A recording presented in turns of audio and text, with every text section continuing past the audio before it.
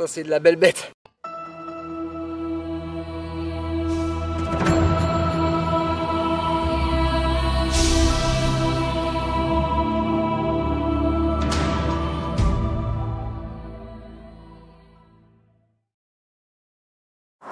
Bon allez, c'est parti pour une petite pêche en rivière. Donc on est installé pour la nuit.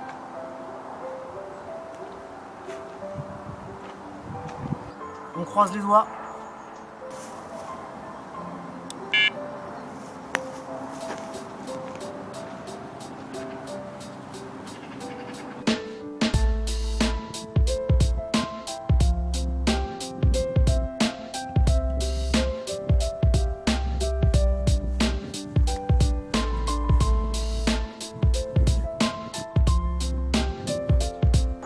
Il n'y a plus qu'un maintenant.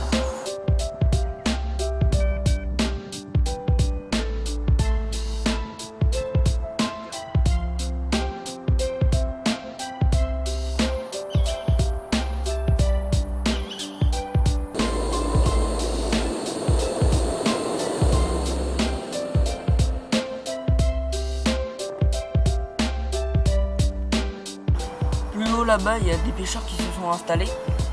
Donc ça risque de couper notre pêche.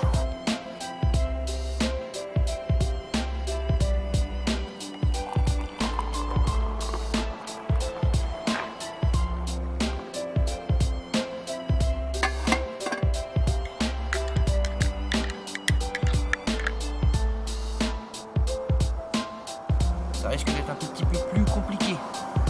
Là pour l'instant, la pleine lune, elle brille de mille feux. Il n'y a pas un pet de nuage, il n'y a pas un coucou de vent. C'est relativement plat. Donc je pense que ça va être très compliqué, mais bon, on va voir, on va rester optimiste.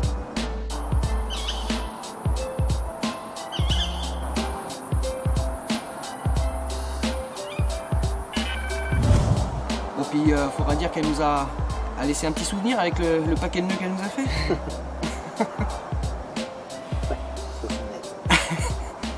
Oh là là. Miss Coquine, on va l'appeler celle-là.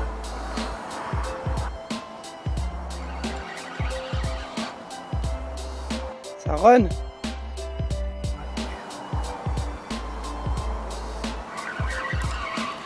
Là, comme quoi, hein. Ouais, ça se décante un peu. Hein. Un petit peu, ouais. Ça fait quand même un peu plaisir. Parce que putain.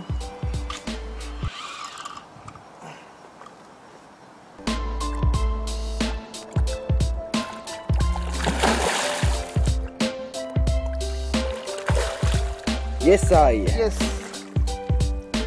Franchement, j'y croyais vraiment plus. Comme quoi. Bon voilà, on tire quand même notre épingle du jeu avec de jolies communes.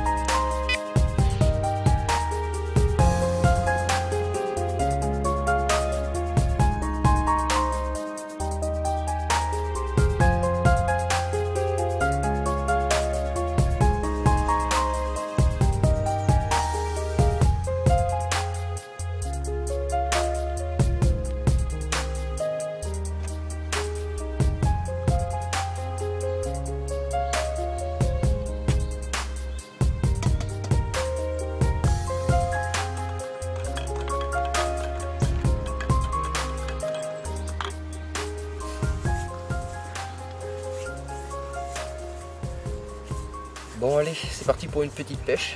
On se retrouve ce matin sur le premier poste. Donc c'est un poste que j'ai pas amorcé depuis un bon bout de temps, puisqu'on s'est concentré sur les autres. On a fait de très belles parties de pêche. Mais là c'est vrai que ça fait un petit moment qu'on n'a pas amorcé. Là ça fait à peu près un mois que ce spot là n'est pas amorcé. Donc ça risque d'être forcément bien plus compliqué. Surtout que cette semaine là on a eu des grosses chaleurs. Changement brutal de température, comme ça c'est jamais trop bon. Là la flotte s'est ouverte. Bon, on verra bien. Hein. Cela dit, j'ai toujours une chance de faire un poisson. C'est d'ailleurs l'objectif du jour, de faire au moins un poisson. Et pourquoi j'ai des chances? Tout simplement parce que à force d'observer et de regarder ce qui se passe, j'ai remarqué qu'il y avait un passage du poisson entre 10h et 11h. Donc c'est sûr, ça va passer. Maintenant, faut pas la louper, quoi. Donc je suis venu en mode de canne, vite fait, tranquille. J'en ai placé une à gauche de l'obstacle, puisque c'est principalement ce spot-là qui est productif. Et puis j'en ai mis une autre en tête chercheuse, un petit peu sous les arbres en surplomb. Donc on va voir avec une petite pop-up. On va voir ce que ça va donner. Et puis concernant l'appât utilisé sur le spot à proximité de l'obstacle, je suis resté comme d'habitude, une petite wafter. Ça permet de placer le montage correctement, lèche correctement, étant donné qu'il y a assez de fond, et puis que je pêche avec des bas de ligne en tresse. Ça vient se poser délicatement sur le substrat et je suis sûr que ça pêche proprement tout de suite. Donc voilà, on va attendre la touche, on va attendre l'horaire, on va croiser les doigts et on va espérer faire un petit fiche.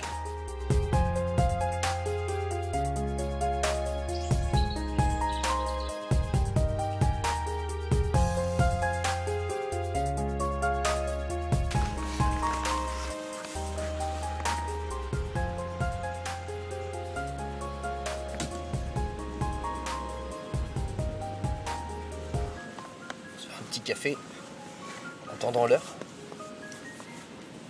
Je voulais parler avec vous un petit peu du montage que j'utilise à chaque sortie en rivière. Donc c'est un montage tout simple. Là, je viens d'en faire un exprès vu qu'il me servent tout le temps. Celui-ci va capturer des poissons d'ici pas tard. Donc voilà, hein, c'est ce genre de bas de ligne que j'utilise dans toutes mes sorties pêche. Et c'est d'ailleurs avec celui-ci que je réalise 90% de mes prises. Alors de quoi il est constitué? Eh bien c'est simple. Alors je ne vais pas chercher sorcier. Il n'y a pas besoin de mettre un nombre incalculable de tackles, de petits accessoires. Il n'y a rien de plus simple. C'est très très simple à réaliser. Ça pique super bien. Et franchement, vous verrez, hein, vous essayerez, c'est vraiment top. Donc c'est constitué d'un bas de ligne déjà chaud de café.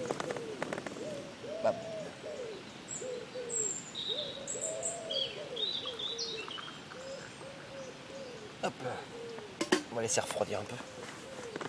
Donc c'est constitué d'une tresse. Donc là en l'occurrence, moi je prends toujours la Extremity en 45. Donc voilà, c'est une tresse souple, coulante, qui se plaque parfaitement sur le fond. Et voilà, très résistant. Franchement, j'ai jamais eu de problème avec. Donc c'est plutôt pas mal. Donc vous en coupez un bout. Et puis après, c'est tout simple. Vous faites votre nœud sans nœud, votre cheveu. Vous y mettez une bouillette. Vous laissez un petit espace entre, bien évidemment ça c'est important, entre la hampe de l'hameçon et la bouillette. Vous laissez à peu près, vous voyez, moi je laisse à peu près un doigt. Enfin la largeur d'un doigt environ, donc ça représente 1 cm, 1 cm 3.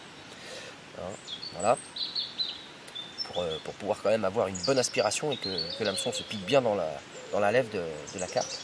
Et puis j'utilise un petit aligneur de ligne, donc ça s'appelle un line aligneur. Donc voilà, c'est une toute petite gaine en silicone qui va vous permettre d'avoir un angle super agressif. Vous voyez là, l'hameçon, il est super agressif. Vraiment, ça revient carrément sur l'œillet de l'hameçon. Et franchement, ça en fait une présentation au fond de l'eau lors de l'aspiration de l'appât par la carpe. Il va tourner tout de suite et se piquer dans la lèvre inférieure du poisson. Donc il y a un petit test à réaliser pour savoir si votre montage se tourne bien lors de l'aspiration. Il vous suffit juste de venir placer votre main comme ceci. Voilà, le bas de ligne comme ça, et vous montez. Il doit se tourner et piquer. Voilà, à chaque fois. Vous mettez dans n'importe quel sens, il se retourne et il pique. S'il pique systématiquement au bout de 4-5 fois, vous le mettez dans n'importe quel sens, vous le tournez et tac, ça pique à chaque fois, vous êtes sûr que votre montage est opérationnel et va super bien piquer. Donc voilà, c'est tout simple. Concernant l'hameçon en lui-même, alors là on est en rivière, donc faut pas déconner. Ça sert à rien de prendre des hameçons en bas de gamme ou voilà, on n'est pas en étang, en plan d'eau. Bon, on peut prendre des hameçons qui sont ultra piquants, mais qui sont pas forcément forts de fer, ça passe. Mais en rivière, vous êtes cuit, hein, même s'ils sont super piquants. Voilà, vous allez avoir des hameçons ouverts, vous allez avoir des hameçons qui vont péter, vous allez avoir des soucis et ce serait plutôt dommage. Donc moi j'utilise les River Curve. Donc c'est des petits River Curve Mac 2.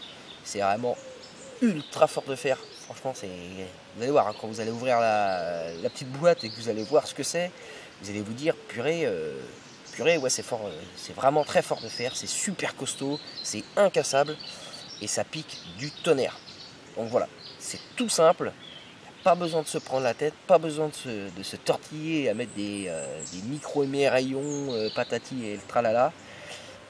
Un truc tout simple, ça pêche d'enfer et vous n'aurez jamais de problème avec ça. Donc voilà, tout simple à réaliser, ultra agressif, ça fait du poisson, voilà. On n'en demande pas plus, un bas de ligne costaud pour la rivière. Donc voilà, j'espère que il n'y a pas besoin de faire une vidéo sur comment faire le montage, c'est vraiment tout simple. Vraiment, il n'y a rien de plus facile à faire. Par contre, il faut choisir vraiment les bons accessoires et un matériel costaud pour avoir confiance 100% en sa pêche. Parce que c'est vrai que des casses à répétition, des hameçons ouverts et tout ça, voilà, ça fout les boules quoi. Surtout si vous commencez à voir le poisson monter à la surface et vous dites oh là là maman, c'est une big mama que je tiens, et pan, ça pète, l'hameçon il est ouvert, vous décrochez, etc. Vous avez le seum quoi. Donc voilà, ayez confiance en votre en ce que vous prenez, en ce que vous faites. Et voilà, en tout cas moi j'ai 100% confiance en ce montage, c'est vraiment parfait et ça pêche.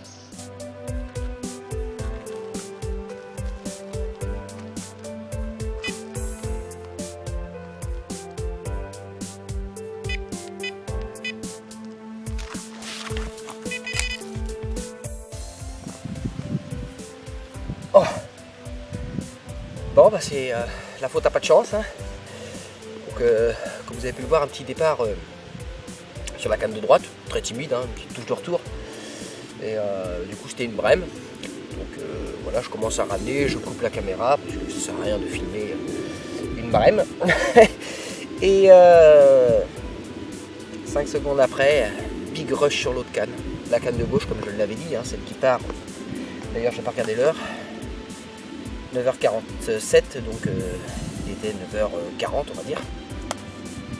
Donc, proche des 10h comme je l'avais dit. La canne de gauche s'emballe, mais un départ de malade. Et ben voilà, impeccable. La miroir reprend ses esprits à l'heure actuelle dans le sac. Je suis super content parce que sur un poste pas amorcé depuis un mois, voilà, l'observation paye. Je suis super heureux. Comme je vous l'ai dit, hein. Hop. Le montage, hein. Il est là. Costaud. Ça n'a pas bougé d'un iota. La big miroir est bien rentrée dans les puzettes. Donc c'est parfait. C'est parfait. Donc voilà, c'est vraiment un montage tout simple. Hein. c'est simple à réaliser, il n'y a pas à tortiller. Tout simple, mais du costaud, et ça pêche. Donc là, je vais m'empresser vite fait, puisqu'il est encore à peine 10 heures. On va espérer qu'il y a un banc. Donc étant donné qu'elle n'a pas fait trop de remue-ménage et j'ai réussi à la déloger assez rapidement de l'obstacle, je vais m'empresser de replacer la canne vite fait. Et puis je vais réamorcer une dizaine de billes autour. Et on va espérer en faire une deuxième. On verra bien. Quoi qu'il en soit, l'autre canne est déjà replacée, elle, la petite pop-up là. Sur la petite brème. Mais bon. Voilà. Bon. Allez. On replace ça. Et puis je vous fais voir la miroir. Allez, go.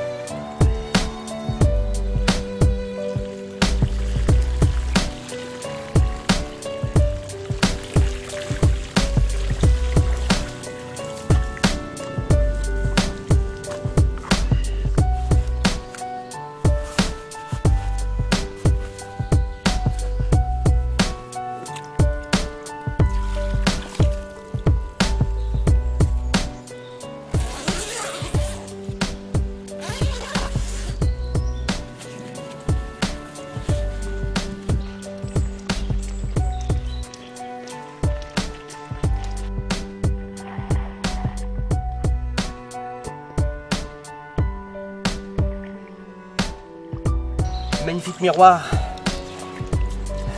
qui passe la barre à l'aise des 15 kilos. Un beau poisson comme on les aime, massive, sérieux, elle est magnifique. Là ça commence à être du beau poisson, hein, sérieux. Bon voilà, t'es proche des 10 heures, bah, ça a payé, ça a porté ses fruits. Au top, merci madame. Quelle fiche de fou. Yes. Heureux. Reste bouche. Magnifique ce poisson. Magnifique. Oh là là. Ça c'est de la belle bête.